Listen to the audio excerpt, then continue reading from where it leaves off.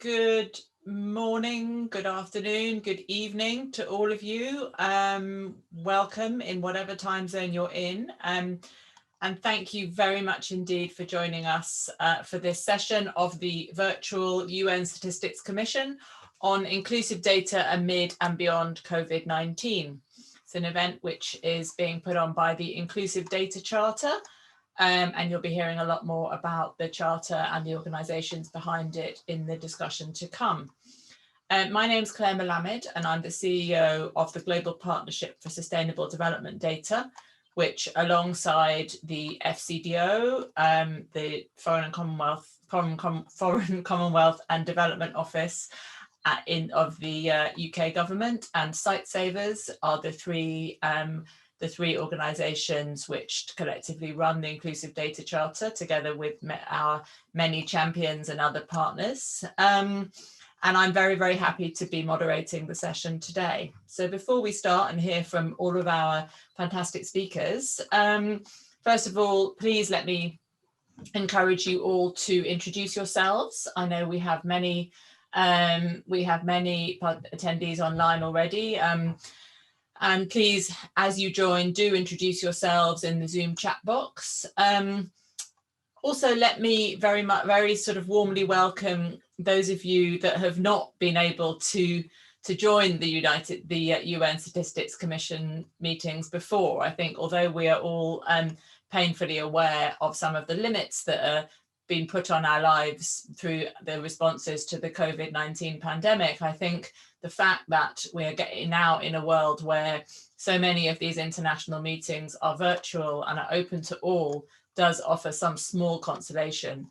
And so a very warm welcome, particularly to those of you for whom this is your first experience of the UN Statistics Commission. But let me also welcome those of you like me for whom the UN Statistics Commission last year was your last international trip and your last opportunity to meet colleagues in person, and who perhaps may be feeling a little bit sad about that. Just to note for this meeting, we have simultaneous translation available in Spanish and English. If you go down to the bottom of your screen, there is a little icon on the right hand side of the menu bar at the bottom of the screen with a little globe on it. If you press that, you can select the language of your choice. And many thanks to our translator, who's going to be working very hard indeed during this session. Now, I think, you know, we're all extremely aware that COVID-19 has not affected every person nor every country equally, and it's really exposed the many cracks and fissures and inequalities that have long existed in our societies. But in order to understand how the pandemic has affected different groups differently, governments were confronted very urgently with the need for more disaggregated data. And this need made all the data gaps, all of the lack of data on some of the most affected groups, all the more visible and all the more urgent. So the past year, I think, has been an extraordinary time for data and statistics. Huge public interest and scrutiny, but also disruptions to some of the normal business of data collection on which the entire statistical system responds. So we have a sort of cruel situation where never has data been more necessary nor more urgent, but also where many of the day-to-day operations of those entities charged with collecting the reliable statistics upon which government decision-making depends have seen so many of their activities disrupted. So we're here today to hear how different governments and others have responded to this need, to understand how people have managed to use data to shed a light on the experiences of different groups, and what this can tell us for the future, what we can learn from this experience as we go forward and start thinking about rebuilding our societies and tackling some of the new challenges that confront us, not least the climate emergency. We have some fantastic speakers lined up today, and we're going to learn a lot from them. but we also want to learn from all of you. And we know that all of you are really keen to hear examples of others' approaches and associated learnings. That kind of open discussion has been a real hallmark of the Inclusive Data Charter ever since it was launched. So we're going to divide this session into two broad sections. First, we're going to look back at the COVID responses and understand how inclusive data has helped governments to understand what is happening and to put in place the emergency measures to try to manage the pandemic in the best possible way. And then we're going to be looking ahead to how we can sustain and scale action on inclusive data in the years to come. So we really hope that all of you are going to engage in the session, either directly in the form of questions or comments on what you're hearing, or with some of your own experiences. So please feel very free to use the chat box. I see that many of you already have, and I thank you for that. And you can add comments, ideas, and questions in the chat box, and my colleagues are on hand monitoring that. And also, please do use the raised hand function, and when the time is right, again, colleagues will enable you to use your audio and video and to speak directly to everyone else who's on the line. There's a lot of people online. There's more than 100 people on this call. There's just under 100 people on this call already. I will do my very, very best to try to include as many of you as possible, but I need all of your cooperation in that, obviously, because we need everybody to be extremely succinct and get straight to the point and to convey their experience in as few words as possible in order to create room for your friends and colleagues around the world to also share their own experiences. So please be mindful of that when you speak. And very much looking forward to a great discussion. So first of all, bearing in mind my own instruction to be very brief, let me take that to heart myself and move us straight on to the first panel. So I'm really happy to introduce as our first speaker, Tina Chui, who is the Director of Diversity and Ethnocultural Statistics at Statistics Canada, and who's going to give us an overview of how Statistics Canada have produced more disaggregated data to understand the effects of COVID-19 and, of course, very importantly, to inform their response. Tina, over to you. Thank you. Good morning, good afternoon, and good evening, everyone. Thank you for the opportunity to share what Statistics Canada has been doing to respond to the data needs during the COVID-19 pandemic. I was asked to share what we have done, and so I put together two slides to outline what StatsCan has done and what we are planning to do going forward. I will quickly describe the what, which is rather self-explanatory from the slide, but I'm hoping to conclude for our takeaway and to discuss like a bit of the why and the how, because I believe this is an urgent need for these conversations. So looking at this slide, to what we have been doing can be summed up by two approaches. Namely, the first one is to accelerate our modernizations, to mobilize, to launch some new data gathering initiatives. And then the second one is to leverage existing work infrastructure so that we can collect more inclusive data. Racial injustice, economic inequality, and discriminatory treatment are not new, and they pre-exist COVID-19, but are now glaringly apparent. The COVID-19 pandemic has further exacerbated discriminatory barriers. The impact of the pandemic has not been felt equally. Diverse and vulnerable groups have been disproportionately affected. So the pandemic also exposed significant gaps in data and knowledge about the makeup of diverse communities in Canada and the impact they are experiencing. So during the initial lockdown, StatsCan accelerate the work that we have been doing and launch the web panel and crowdsourced survey to evaluate the impact of COVID. But we also want to make sure that these new surveys, disaggregations of data among diverse population groups such as the visible minority groups was possible. So if you look at the very left-hand side box, like this is the list of the web panel surveys, and in terms of the content and roughly the methodology that we have launched, and some crowdsourcing surveys as well. Further, we add questions to the long-established labor force survey. So we leverage existing work so that we can evaluate the impact of COVID-19, the lockdown, etc., on employment situations among racialized community.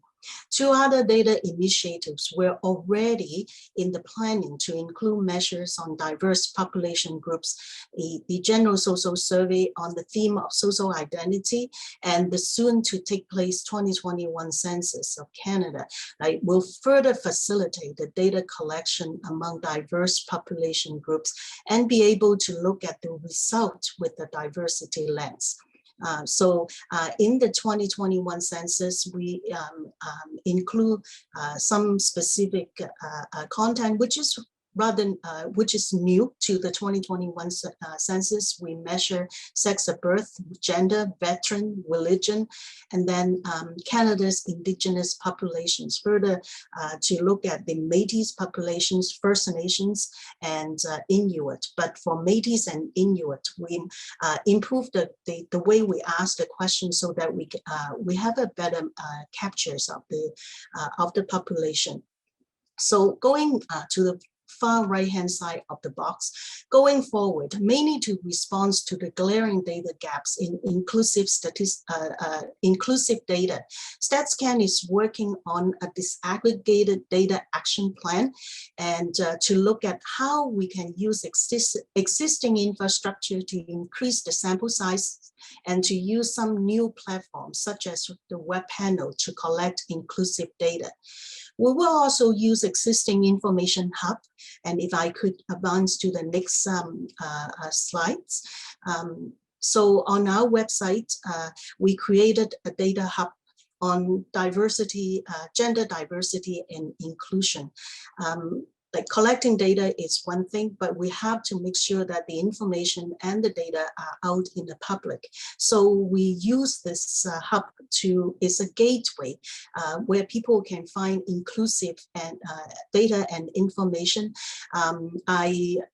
I'm not going to talk about what exactly is the impact of COVID on the different vulnerable population, but through this website and this data hub, you'll be able to drill down and go into and look at some of the find out the what does the data tell us in terms of the impact of COVID. So this is the what. And I'm going to leave, you can leave this slide on, but I just want to leave a few thoughts and to talk about the why and a bit of the how. I think we need to ask ourselves, why do these data gaps exist? Did we choose to not collect this information? Why did we overlook these gaps? And how can we make sure that our decisions to collect or not to collect is inclusive? And what will be our inclusive criteria? I think each country may have its own criteria, but we need to be able to justify these criteria. My second point for consideration on the why is that there will be consequences if we allow these gaps exist. Since the pandemic has massive impact on society and these impacts are uneven, without a good understanding of how the effects have been felt differently, public policy and program interventions could not be effective nor efficient. As such, the need to fill this gap are more pressing than before. Simply put, data enable leaders to see sooner and act faster. In a rapidly evolving environment like a pandemic, leader needs data-driven insight as decision support to quickly spot challenges and opportunities.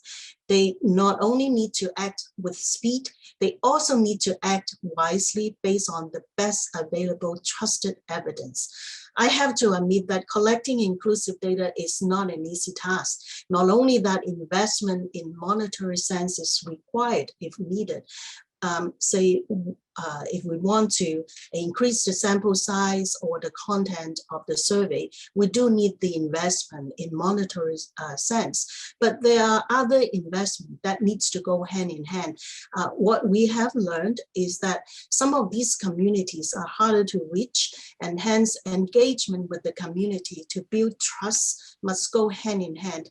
Our crowdsourced surveys last year were able to receive a lot of support because communities saw that their voice could be heard by responding to the survey. These are some of the lessons learned that we will harness going forward. Thank you. Thank you very much indeed, Tina. No, and I think your point at the end on trust is absolutely critical. We've got some really interesting comments already in the chat. One on trust. One, Tina, that you might want to think about that came up while you were speaking was about the use of data, particularly on Indigenous peoples, and the danger that the sensitive data that's collected for one purpose might in fact be used by the government for a different purpose, which would obviously jeopardize that trust. So I think that's an interesting and important point. Before we go to that and to what I'm sure are going to be many other important questions raised, let me now introduce our second speakers, in fact. Very great pleasure to introduce Dr. Yatta Kanu, who is the Chief Education Officer in the Ministry of Education in Sierra Leone, and Iman Beoku-Betts, who is a data analyst within the ministry's delivery hub.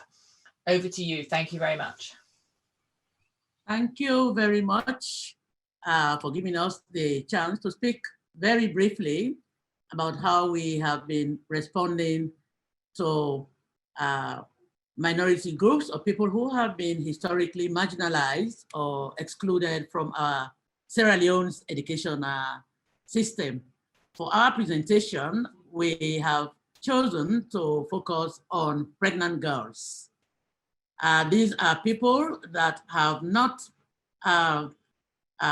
been really focused upon when it comes to data collection about their well-being, about how they are faring on in the education system, if in fact they were marginalized to such an extent that they were not allowed to continue to go to school or to take public examinations.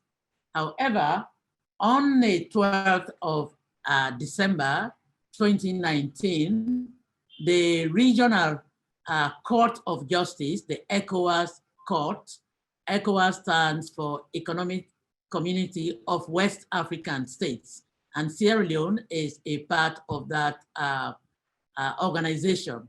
So a few women's groups took Sierra Leone before the ECOWAS Court, and on the 12th of December 2019, the ruling was made that the banning of pregnant girls from attending school or from taking public examinations was discriminatory, it was illegal, and therefore it was banned.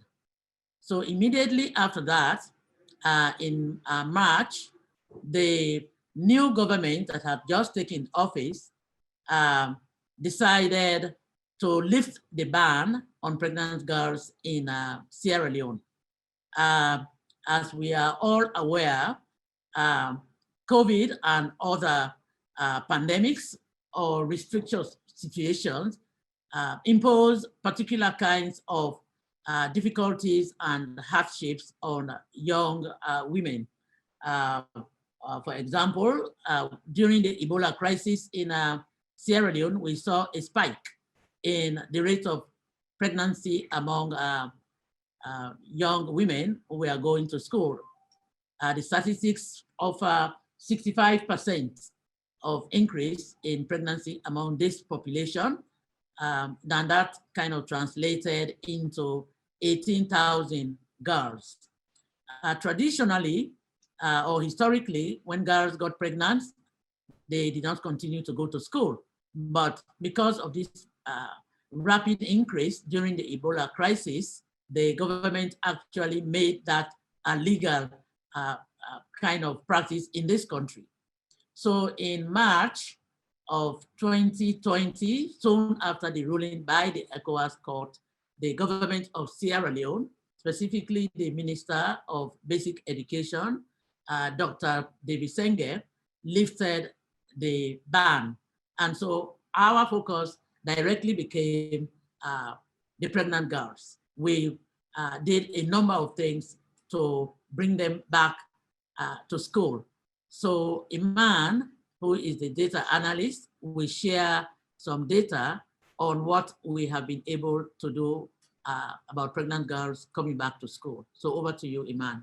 Thank you, Dr. Kanu. If you could just go back to the previous slide. So in 2020, the national examinations in Sierra Leone were taken at all levels. At the end of primary school, students take the NPSC. At the end of junior secondary school, they take the Beke. And at the end of senior secondary school, they take the WASC. Despite COVID-19 causing our schools to close from the 31st of March to the 5th of October last year, we continue to do all of the national examinations, but we pushed them back. So today we're just going to concentrate on the WASC examinations. So WASC stands for West African Senior School Certificate Examination, and this is conducted by WIEC, the West African Examination Council. So as you can see from the table and the graph, from 2018 to 2020, the number of male and female WASC candidates increased. And if we look specifically from 2019 to 2020, there was an increase of 26,098 males and 22,906 females. This increase happened in spite of COVID. So although there has been an increase for both male and female candidates, in each year, the number of female candidates is less than the number of male candidates. And we can see this clearly on the graph on the right. So due to COVID-19, the WASC examinations were pushed back to August rather than in May, and they ran from the 11th of August to the 8th of September, 2020. Next slide, please. So in Sierra Leone, there are 16 districts across 5 regions. This graph shows the number of pregnant girls who took the WASC examination in each district. To ensure that our data was disaggregated by location, each district was instructed to collect data on the number of pregnant girls taking the WASC examinations last year. As Dr. Kanu mentioned, pregnant girls had been a marginalized group for a number of years. There had previously been a ban on them being in school, and therefore they weren't allowed to take exams. This ban was only lifted in March 2020. So the total number of girls who sat WASC last year was 2,064. This is 2.9% of the female candidates in 2020. Collecting this information has led to a greater understanding of the number of pregnant girls actually taking exams, which is something we didn't know before. It also allows us to see the spread of the pregnant girls taking the examination across the country, rather than just having an aggregated figure. So this year, we actually went a step further and we added a section on the number of pregnant girls in schools at each school level to our most recent annual school census, and that has recently concluded. I'll now hand back over to Dr. Kanu to have a talk about the responses that we had. Can we have the next slide, please? Right. So we have responded to pregnant girls returning to school in a number of ways. First of all, we do realize the importance of policy. Policy is what gives a legal legging to whatever it is that we are trying to do. So we have introduced 2 policies. One is called Radical Inclusion Policy.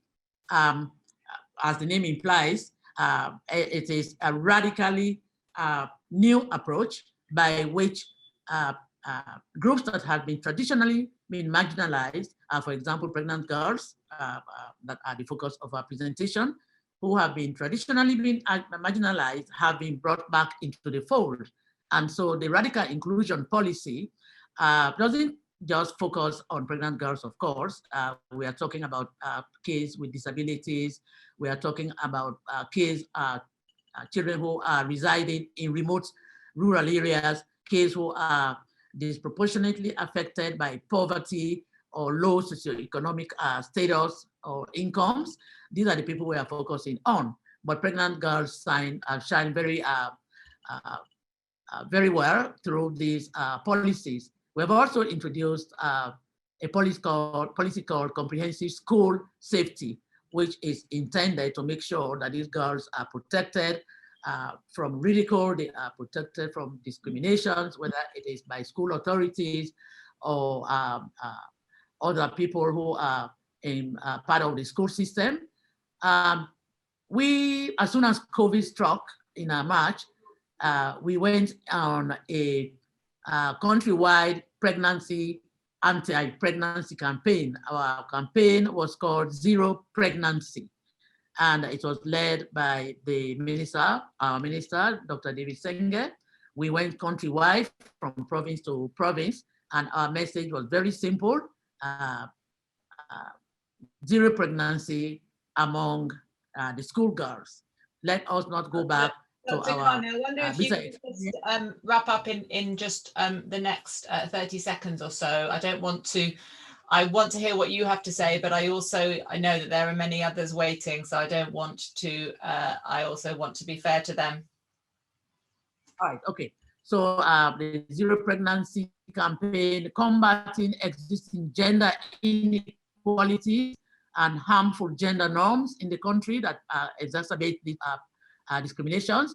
We developed a radio teaching program, which includes lessons on sexual reproductive health. We included comprehensive sexuality education in school curricula. We engage men and boys in addressing harmful gender norms and helping them to recognize the value of girls' education. Our research approach has included or emphasized the voices and inputs of pregnant girls and young parents returning to school. We have partnered with local NGOs such as Girls Plus to give our pregnant girls support once they return to school. And we have been helped by partners such as the World Bank, which is sponsoring the Free Project Education that has provided money to government to strengthen the pathways for girls to enter formal education after giving birth. So those are some of our responses. Thank you so much. No, I think that's really interesting, and really interesting to see to follow the journey all the way to the uses of that data, and understand the way in which it's sort of feeding through directly into policy and all of those programs. So thank you so much to both of you. Really, really, really important and interesting work. Okay, now we have a good picture, I think, a really sort of interesting granular picture of two very different contexts, and the specific ways in which inclusive data has been both collected and then used to inform decision-making and policy in this context of COVID-19. So we're now very keen to hear from all of you about how your organization has prioritized inclusive data in response to the pandemic, and what approaches you've used to do that. What, in practical sense, have you been able to do within the constraints imposed by the pandemic to make sure that the voices of the most marginalized are reflected in the data which is being collected and being used to fight the pandemic? Let me just say, in the spirit of inclusion, if you would like to comment in Spanish, please do message in the chat, and our hardworking translator can be notified. Thank you. And let me first welcome my friend and colleague Oliver Chinganya, who runs all things relating to data and statistics at the UN Economic Commission for Africa, with whom we at GPSDD are very proud to work on a partnership for the COVID response across the region. Oliver, over to you. Thank you very much, Thea, for having me, and just to respond to the issue that you've raised, and thanks for the presentation that we made by Canada and also colleagues from Sierra Leone. Now, just to put things in context for colleagues that probably don't know what ECA does, We work with about 54 countries on the continent in providing support to statistics for them to build sustainable and real sustainable capacity in statistics. But what we've seen in the last many months since March last year is that our statistical systems have actually been very vulnerable. They've not been able to really withstand the pressure of health crises such as COVID.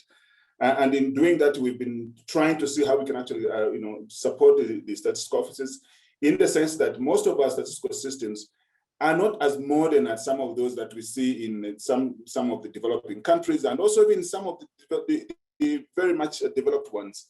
We don't see that. So what we are doing are two things. One is that we are assisting countries to modernize their statistical processes by digitizing what I would call the data value chain, to make sure that they're able to collect data in much more modern way without having to physically go to the supplier of the data or to the outlets where the data is provided. So that's part of the work that we've been doing. But broadly, one of the things that we have done very, very well during this period is working with a global partnership on sustainable development data. As Claire said, we do have a partnership on COVID-19 data resilient for Africa, where we are working with several other partners who bring different solutions as well as tools to support countries be able to respond to COVID. And in most of these countries, they've actually changed their approaches in the way they're collecting data. They have new mechanisms. They've been capacitated differently to be able to provide data that is required in a timely manner. But of course, with this, there've been quite a number of challenges. One of the things that we've come across is that most of these countries, they still have very weak IST infrastructure. They don't have a mechanism of transferring data in real time or to have interoperable systems that to talk to each other. There's a lack of what I would call digital regulatory frameworks that support, or that what one would say would be required to support the modernization of statistical systems, so to speak. And also what we've also noticed in the last couple of months is the lack of capacity or counterpart funds from government to be able to support some of these activities. Partly because during this period, most of the countries have been strained or stressed in terms of resources being diverted to support health issues. And as a result, the amount or resources that go to data have actually been somehow diminishing over time. And I think the injection of the partnership that we have, the global partnership, that sort of helped to push in those areas where countries have actually been weak. But also, I think what has happened in the last couple of months is that there have been opportunities. As much as the situation looks very gloomy, I think there's been opportunities. One, the working with trusted partners, like I've mentioned earlier on, that support countries, really that has helped. That partners have been willing to come on board, join and support countries to be able to respond to COVID. That's been very, very useful. The governments themselves realizing and embracing the digital technology, modernizing of systems, they realize now that you cannot do away with technology. Technology is the key, and that if you have to move and really have the information that you require, that you need that modern technology. I think we've seen governments embracing that, and a lot of governments have actually begun to bring new thinking around technology and so forth. But we have also seen that in many of these countries also they are using new methodologies, new approaches. For instance, when you talk about consumer price index, where people had to go to the market to collect data, people are now looking at scraping from the website to be able to collect data to be able to inform the consumer price index. We have also seen a little bit movement towards big data and data science. Countries embracing the use of big data, the potential of big data and data science, working with different partners, the global partnership and others that have the tools and mechanisms to be able to provide that. But I think the impetus and the urgency now to respond to SDG is another opportunity that we have seen, and countries are really running behind that to see how can we respond to SDGs, and I think they're putting much more resources into that. So I think I'll leave it at that now and maybe wait for questions from the people that are connected to the platform. Thank you very much, Claire. Thank you so much, Oliver. As always, really helpful context, and I think a good reflection of the challenges that you're facing. I just want to draw people's attention to two really interesting comments in the chat before I invite our next, Daniel from Restless Development to come in. First of all, David Berger, who has some very interesting comments on the Indigenous Navigator. Very much worth a look, obviously, and good points, I think, on the importance of security and making sure that data is used for the purposes which it's collected and not later misused. And also, Paul Mugambi had some very interesting points earlier about the importance of collecting data on disabilities, which is a really important topic and one that I hope we will come back to. But let me first invite Daniel from Restless Development. Good morning, everyone. It's a pleasure to be here among such brilliant people. I'm so sorry about not turning on my video because I have a poor internet connection. I'm based in Rio de Janeiro, Brazil, and I had the pleasure to be working with Restless in a project called Resilient Realities. Our main goal was to understand how youth civil society across the globe were stepping up to fight the COVID-19 pandemic. And we had to understand how the virus was impacting disproportionately this group. And it was not the main goal of the federal government of Brazil to understand how intersectionality would play a major role on how vulnerable those communities were and still are. Dynamics of race, gender, and also economic class was really important to understand how we could mitigate the virus. And this disaggregate data was not in the main agenda of any local, national level organizations or local governments. But to do so in a very democratic and inclusive process, we start to create a very challenging but important space of actively listening to young people that were at favelas and informal settlements. We had to create this environment because young people has a real high cost of participation to join in many times formal spaces of discussion. So with Restless support, we had to mobilize and to listen actively to their voices in different formats, like sometimes would be a WhatsApp call, sometimes would be some webinars and discussions, and sometimes even in-person discussion respecting the social distancing challenges. Because we know that all this, we have this kind of shadow on the numbers and data related to marginalized groups and communities. And when you think about Rio de Janeiro, for example, we have more than 2 million, just the city, 2 million people living in favelas and informal settlements. And all these narratives and those impacts, they are really important to provide well-grounded information to create the public policies and the responses to overcome the virus. So how can we create new realities if we don't know how those communities and those majority of people being minorities in social level and social power, they were disproportionately impacted. So in the Resilient Realities report, that was our focus, to have this kind of perspective and narratives and data that are centered on the experience of people who were left behind and would not have the power or the resources to be talking straight or direct to the government, international organizations. So we had 12 researchers from across the globe. I was leading in Brazil and Latin America with 2 colleagues of mine. So it was this process of a youth research made by young researchers from international and local NGOs and civil society organizations. After that, I was invited by OECD to be one of the co-authors of the new report on sustainable development, to provide guidance to governments and the OECD itself, and to make sure that those voices and perspectives are heard. And after this process, it was like 6 months of research. We do know, and we can also measure and understand, and also put a spotlight on the role of intersectionality on the pandemic and how we need to consider aspects of race, gender, and economic class to create responses to mitigate the virus and to shape new realities. Thank you so much, Mrs. Claire. Thank you so much. Really, really important. And I think so important to remember that data is the way in which people can convey their own realities to those with power. Data is not something that we should think of as being done to people, but that people can use themselves to reflect their priorities.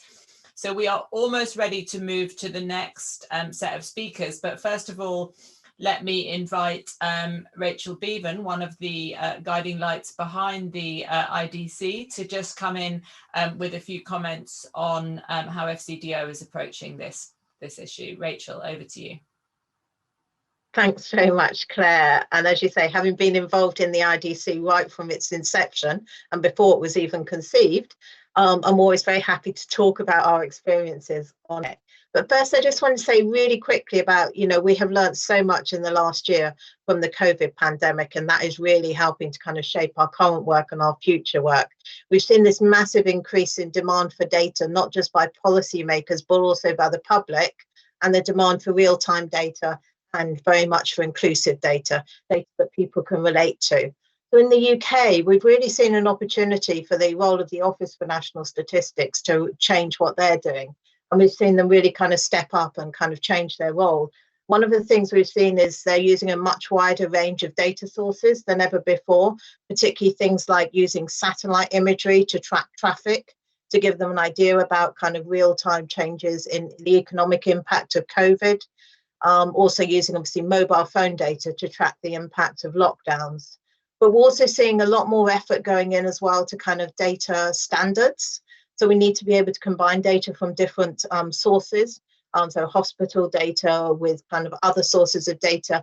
And that also means that we have been able to putting a lot more emphasis on that and having interoperable data.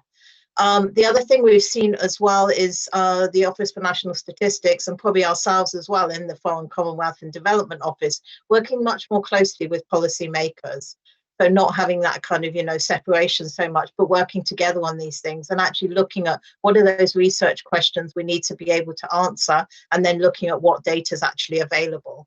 So we've definitely seen a real change in that. The UK national statistician, Sir Ian Diamond, has often been on TV alongside our Prime Minister, actually kind of, together talking about the data. And in terms of, what that means in FCDO, so obviously for us, a big challenge was over the last year, we've kind of merged. So we were Department for International Development. Now we've joined with our Foreign Office, and we're kind of a much wider office working on development and diplomacy. But I think we've seen that as a real opportunity to actually kind of look at what we're doing on inclusive data and to extend it. So we're not just looking at the development side, we're actually looking at what we do on diplomacy as well, and how we can actually link up that work much better. We're also linking up the work of the Inclusive Data Charter to other things that are going on. So we're always kind of looking for opportunities of where we can kind of get those messages in and how we can kind of link up the work. So the UK published a national data strategy in December, but we were very much working with them on that and getting in those messages on inclusive data. Also, I think what we're doing is, going forward, we're continuing to support the Inclusive Data Charter. We have a technical advisor full-time working on it. Probably not enough, but it's a start. And then we're also engaging more and more with countries and organisations through our network of embassies and high commissions. So, I think it's one of those initiatives that we were really, really glad to be part of, but it's also one where the progress is always much faster than we ever thought was possible. So it's been great to see how much we can achieve, but that's only by bringing together such a kind of wide group of people from different organizations and different countries and bringing that experience together. Thanks. Thank you, Rachel, and thanks for your support throughout. And yeah, very much second your slight pleasure, but also slight amazement at how much we've been able to achieve together. So I think your comments were a perfect opening to our next panel. Let me just note a question for you, Daniel, in the comments about the specifics of doing your work in the context of the sort of political situation within Brazil, which be great to get, if you have any comments on that, it'd be great to get that in the chat. But now, as Rachel has said, this is also about learning from this year to think about moving forward and what this tells us for how we can make sure that inclusive data, it remains part of our data systems as we start to come out of the pandemic. And it gives me huge pleasure first to introduce Laura Reinoso, who is the SDG Indicator Analysis lead at the National Institute of Statistics of Paraguay. And Laura will be talking about how INEGI have strengthened gender statistics, obviously a hugely critical area for all of us, and how this has supported not just the inclusive COVID-19 response, but also future plans. Over to you, Laura. Sí, buenos días para todos.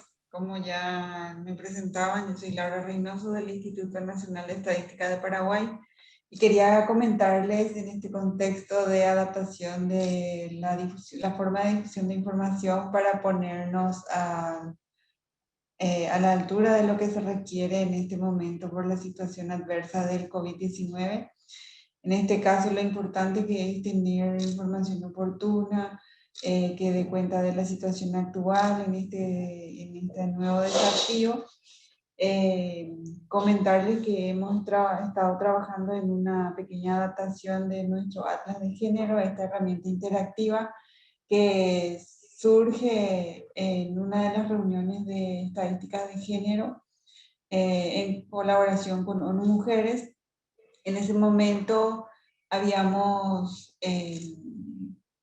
identificado esta gran necesidad de tener los datos desagregados por género de un modo más accesible, fácil de usar, fácil de ver y de utilizar siempre en esa oportunidad como para dar respuesta al Plan Nacional de Igualdad de Oportunidades que había sido aprobado por el presidente de la República en su momento a través de un decreto presidencial, ¿verdad? Como les mencionaba, había sido desarrollado en colaboración con ONU Mujeres y siempre enmarcado en las actividades del grupo de trabajo de estadísticas de género de la CEPAL. Este atlas provee información sobre diversos aspectos relevantes que hacen a los hombres y mujeres, refleja sus realidades económicas, sociodemográficas, diferencias entre hombres y mujeres. En la siguiente diapositiva, por favor.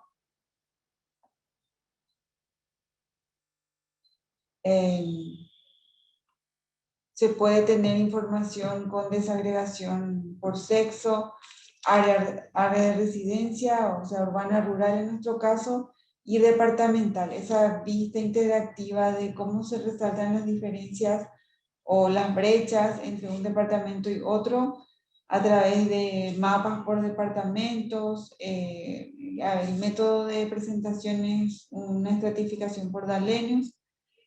Tenemos forma de ver esas diferencias o la situación de hombres y mujeres en cada uno de los aspectos a través de gráficos interactivos. Utilizamos fuentes diversas de información, entre las cuales son las producidas aquí en la oficina del Instituto Nacional de Estadística, como de otras instituciones, para poder tener un mayor panorama de lo que se requiere en este momento y lo que hace a las características de la situación entre hombres y mujeres en el Paraguay. En la siguiente, por favor. Tenemos 11 temas divididos en el que, como ya les comentaba, se componen de 81 indicadores, de los cuales 42 se pueden desagregar por departamento o por unidad geográfica menor sería, ¿verdad? Y luego por áreas urbanas y rurales, el resto de los indicadores se puede acceder de dos formas, por cada uno de estos temas, ¿verdad? Salud, educación, TICs, trabajo remunerado, no remunerado, tipos de ingreso, pero también se puede acceder por autonomías de derecho. Si se fijan al entrar en la plataforma, se puede tener por tipos de autonomía, por autonomía económica, de toma de decisiones, o sea, tiene un doble filtro la web que puede facilitar al momento de buscar indicadores que hablen de las garantías de derechos de las mujeres, que es lo que siempre tratamos de resaltar. Y cabe mencionar además que tenemos un apartado que hace alusión a pueblos indígenas. Comentarles que Este proceso de recolección de información se hace a través de un Censo Nacional de Población Indígena que tiene en cuenta el respeto a las pautas culturales de este tipo de poblaciones minoritarias, ¿verdad?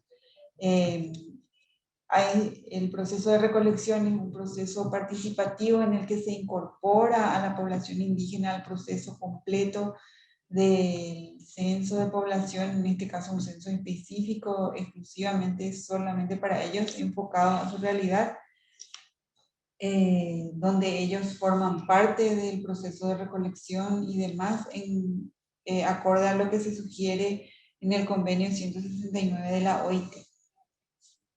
Siguiente, por favor.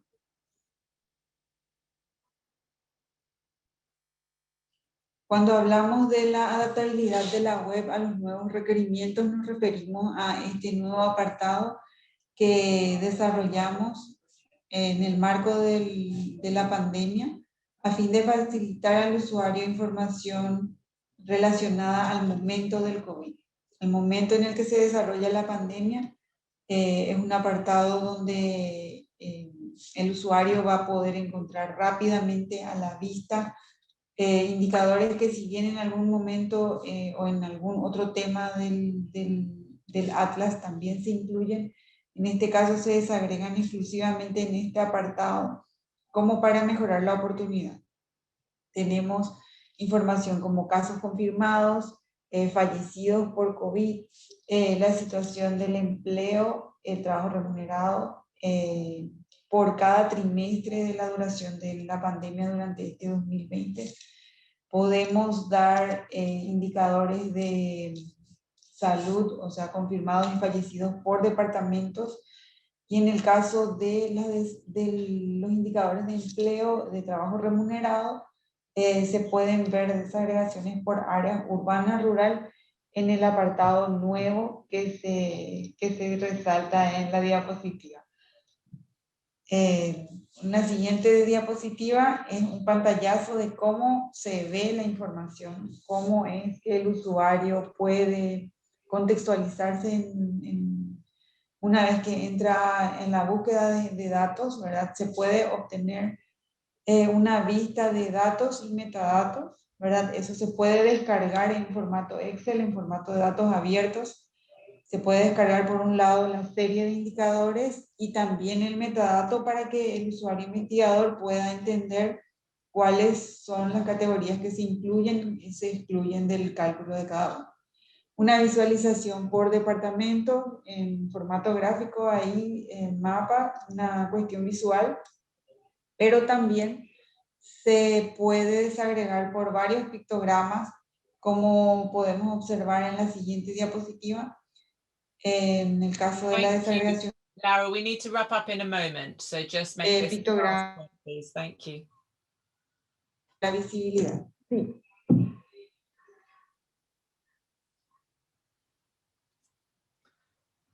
Thank you so much, and really interesting. And I think so gets to the point that it's so much also about how you communicate the data, not just about having the data, but also making it accessible and easily visible to those people, not just the policymakers, but also the public. So I really commend you for that, and thank you so much. Let me turn now very quickly to my old friend and colleague, Omar Seidu, who is the Ghana Statistical Service's head of demographic statistics and the coordinator of data for SDGs across the statistical system of the government of Ghana.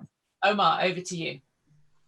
Thank you very much, Claire, and thank you all for... Omar, you're very faint. I don't know if you could get a little bit closer to the microphone. Thank you very much. Can you hear me now? Yeah, you need to speak. You need to stay very loud. Okay, thank you. Thank you very much, and thank you for having me on this program. It is important for us as a country to indicate that we have long been very appreciative of the partnership and the work that we all doing together. So our approach to the inclusive data charter, next slide, please.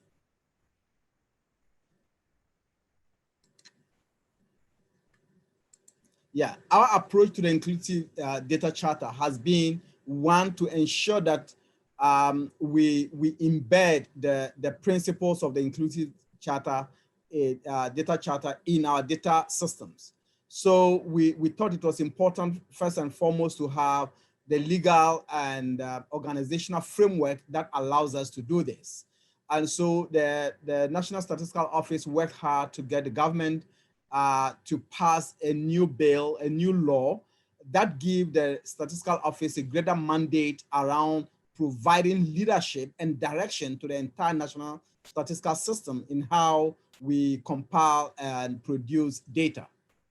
Secondly, we also wanted to make sure that all the line ministries and the local government that produce data, to some extent, are mandated to provide these data to the National Statistical Office in a way that further help coordinate the statistical system. Thirdly, we realized that there have been a lot of enactments in our system that provide for silo data production that does not help in coordinating the statistical system more efficiently. And so one of the things that we try to do is to ensure that there were consequential amendments to any other legal regime that does not allow for that kind of coordination. And that was very important for us. For instance, the Civil Service Act that was established in 1993 and having statistical department in each of the line ministries, there was no linkage to the National Statistical Office. So consequential amendments were provided to ensure that space was available. The third and important piece is the establishment of a data quality assurance framework that we thought was very important to ensure that not just any data, but data need to provide trust and confidence. And so we use an approach. We know that in many cases, national statistical offices lead and develop the data quality assurance frameworks. But in our case, we decided to use the approach of bringing civil society, people from academia, private sector, the line ministries together to develop the framework. We are almost done, and we are expecting that in the second quarter of 2021, we would launch this framework that will guide the data production space in the country. Next slide, please. So following from that, then we had to start working on some parallel programs to ensure that we embed this in our data collection and data analysis project. So we also acknowledge the fact that for us, there are a lot of statistically invisible populations and people who in some cases would be missing from the data from our routine data collection process. So we started piloting some programs using non-traditional data sources to compile data. And two applications, and I focus on the Let's Talk, which is basically providing data on gender-based violence for monitoring 4 SDGs indicators. We are yet to publish the results, which most likely will come up by next month. But we realize that whilst the application has an interactive voice recordings aspect, and then the application also has voice reporting embedded in the application itself and text reporting. More than 50%, that's 56% of those who use the application prefer to use the voice in the interactive voice recording system. And even those who go into the app itself, people prefer the voice than the text. And that shows that if we do not use all these together, we would be leaving out a lot of people who otherwise would have some gender-based violence issues that they want to report. We also made provision for people to report for others. When the person approaches you, I cannot use a phone, for instance. So could you use your phone to report this for me? We realized that 40% of the reports were not for the people who reported, but they reported for other people. The data also included questions on the disability status of the person. And 25%, 24% of reports were persons who have some form of disability. We also made sure we included the local languages to allow people to use their local dialect to report. And these have been very important learnings that we are seeing. Along the line, we also worked with WHO to develop, because we needed to understand how aging data, the structure of aging data in the country. And so we developed a case study on aging to understand the data availability in the country. And we have contributed to the Decade of Healthy Aging report launched by WHO. And this provides us an important step into building a data framework that will speak to the dimensions of inclusive data. So beyond this is also a metadata framework that we have put together to guide local government on data production and the levels of disaggregation that we are expecting from all the indicators that they produce data on. And this for us have been very important steps to ensure that we sustainably embed the principles of inclusive data in our data production system. Next slide, please. Yeah, so tied to this, we also made sure with the COVID, the National Statistical Office had to do some work around ensuring that we are able to stay on top of issues around providing data to inform decisions on the COVID. So 3 important quick or rapid assessments were done. One on the effect of COVID on households and jobs, another on the effect of the COVID on businesses, and the third, the effect of COVID on the local economies. Ghana is such that we have different localities within the country, and some parts of the countries were locked down during the initial stages of the COVID. How is it affecting those communities? How is it also affecting communities whose local economies depend on neighboring countries? Okay, so we did this assessment to have this kind of information. And also we rely on one of the products we had earlier on started with a telecom company to see how people were responding to the mobility restrictions that were instituted by the government. And in all this, the important thing is that the Ghana Statistical Office was not initially included in the policy space on COVID. But once we came out with all these, then the government saw that there was the need to bring us into that space. So currently the National Statistical Office sits on the National Technical Committee coordinating COVID. And just yesterday, I was invited to join a research group that has been put together to look at all researches available in the country that could provide some information on how government intervene in different areas.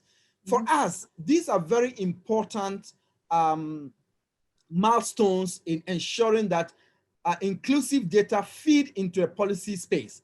And that means that we need to ensure that we do not just do this as a one-off kind of program, but we embed it in our data systems. And that is why we started approaching this from the policy and the legal perspective. And we are happy that today the National Statistical Office is more responsive to the data needs of the country than we probably were 2, 3, 5 years ago. Thank you. Thank you so much, Omar. No, really interesting. And I think, as always, the GSS has risen so brilliantly to the challenge. And I think your last point about then being invited into the kind of central systems of policymaking is so important. And one of the things I think that we've seen in many countries, and that we all collectively really hope will outlast the pandemic and become a regular feature, putting the sort of data and evidence at the center will, let's all hope, become a regular feature of policy making as we build out too. Now we have a very short time left, 10 minutes. So thank you to all the speakers. There's some very interesting, there's some really, really interesting comments in the chat. Questions about the digital divide, about measuring the psychological impact of the pandemic, and many questions about different kinds of disaggregation, strong focus on the digital divide, and so on. I think Omar's point about the different ways, even the choices that are made even within digital data collection, the choices that can be made around how precisely data can be collected even through digital means shows that the digital divide can be overcome in a number of different ways. Now, let me just, we have a few moments if anybody else would like, if anybody from the audience, we've already heard a few colleagues share their own experiences. Tapiwa, our friend, Tapiwa Jamba from UNFPA, let me invite you to come in, please. Just, if you can, just be very brief, 2 or 3 minutes. Tapiwa, okay. Can somebody? Okay. Thank you. Thank you, Claire. Thank you. Okay. I will just briefly maybe share UNFPA experience. I mean, we've been also sponsors of the Inclusive Data Charter from the beginning. But as you know, most of our focus really is on the collection and the use of census data. I mean, by definition, you know, by virtue of including everybody in the country, the census is a rich resource, we believe, to ensure inclusivity in the way that we handle the data from collection, analysis, and to the use. In terms of the collection of the data, I think from UNFPA perspective, through our network of country offices, we've advocated for collection of data on migration status, data on disability status, age at marriage, just to name a few. And we think these are important attributes to collect in a census, because then we are able to enrich the data disaggregation. But going forward, the way we see, I mean, we see that there's a lot more that we can get from census data that is already collected by coming up with innovative analysis and innovative ways to handle the data in a way with an inclusivity lens, if you want. So we are currently working on our population data platform, which will be a platform that will enable users to do innovative mapping that links census data with other geospatial data, particularly to ensure disaggregation by location in a variety of innovative ways. And we believe that by working with our counterparts in national statistics offices and through generating use cases of these types of analysis, we see that there is a great potential that the census, the 2020 round of census offers going forward in terms of generating inclusive data for sustainable development. Thank you. Thank you so much, Tapiwa. Thank you to you and the whole team at UNFPA for your very consistent and important support and participation in the Inclusive Data Charter. And I think, you know, this whole issue of the absolute critical importance of the census for not just the information that the census provides, but the way that having that bedrock of data can enable other applications, and particularly, I think, often underappreciated, the way that these foundational data are actually critical for many of the new and the big data initiatives that we see that tend to get more of the airtime, but are in fact built on a foundation of census data, administrative data, and so on. And in fact, I live in the UK, in England, where we are about to be, our census will be conducted on the 21st of next month, 21st of March. So the census is very much on my mind at the moment. So let me thank you all for an incredibly rich and rewarding session. I won't try to sum up every point, but I think what's come across to me is a number of different things. First of all, the complexity of inclusivity. And clearly we all strive for inclusivity in our practice, in our lives, in our organizations, and in our data. And we understand how all of these things connect. But I think this discussion today and the very rich discussion in the in the comments has really brought home how complex this is and how many dimensions of inclusivity, and also some, I think, of the trade-offs. And I think this point that perhaps was posed at the very beginning that we haven't had time to address, and my apologies for that, this point about sometimes the trade-offs between inclusivity and security and safety and visibility is, we strive for greater visibility of populations who are discriminated against in the data, but to those populations, visibility can be a threat as well as an opportunity. And I think it's incumbent on all of us who have any level of power or influence over data systems to try to ensure that they're built on that foundation of trust and security, which mean that we can get the benefits of inclusive data without exposing vulnerable populations to the risks and harms that could come to them through the abuse of that same data. It's possible. It's not an insolvable problem. We've seen it happen in many, happen in many contexts, but it is something which has to be thought about and consciously done. And I think what we've heard today from our speakers, from those many of you who've commented in person and in the box, is just the huge variety of ways in which that is being done in great speed and under enormous pressure in response to the pandemic, but also with an eye to the long term and how this pandemic and this focus on inequality that it has brought in so many different countries, my own included, is hopefully going to mean that those issues remain at the forefront of public life and of public data systems as we start to think about building out of this pandemic.